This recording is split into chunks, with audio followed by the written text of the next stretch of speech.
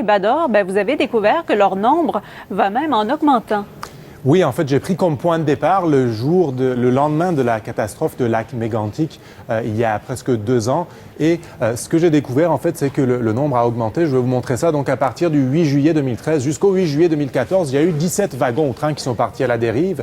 Et à partir du 9 juillet 2014 au 27 mai 2015, c'est les données les plus récentes qu'on a réussi à avoir de la part du Bureau de la sécurité des transports. Il y a eu 26 trains ou wagons qui sont partis à la dérive. Mais il faut remettre quand même ces nombres en contexte. Il n'y a pas eu de conséquences graves, il n'y a personne qui a été blessé, il n'y a pas eu de déversement ou de fuite de produits dangereux.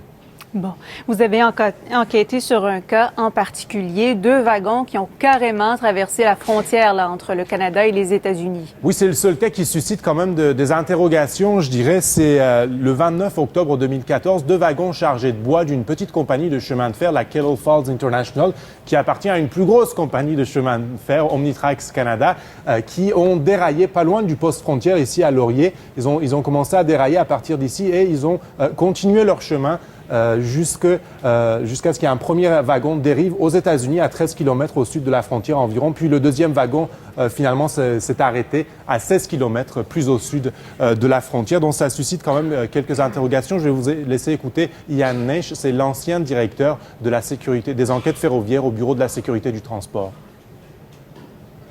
C'est pas trop commun. Selon moi, c'est pas une bonne situation.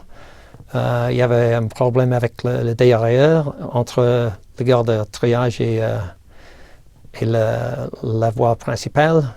Et à cause de ça, les 2 wagons sont partis en dérive sur la voie principale.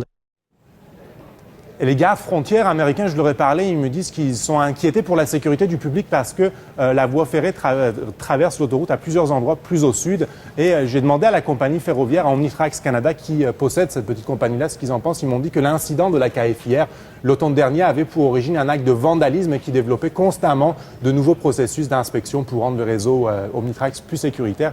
Et Transport Canada, 3 jours après cet incident, ils ont mené une inspection sur les voies de la KFIR et ce qu'ils disent, c'est que les employés de la KFIR, ils omettent d'immobiliser convenablement le matériel roulant laissé sans surveillance et que bon nombre d'aiguillages et de dérailleurs ne sont pas verrouillés à l'aide d'un dispositif de verrouillage adéquat. Omnitrax nous disent que l'incident et l'inspection de Transport Canada ne sont pas liés, mais qu'ils vont corriger le tir.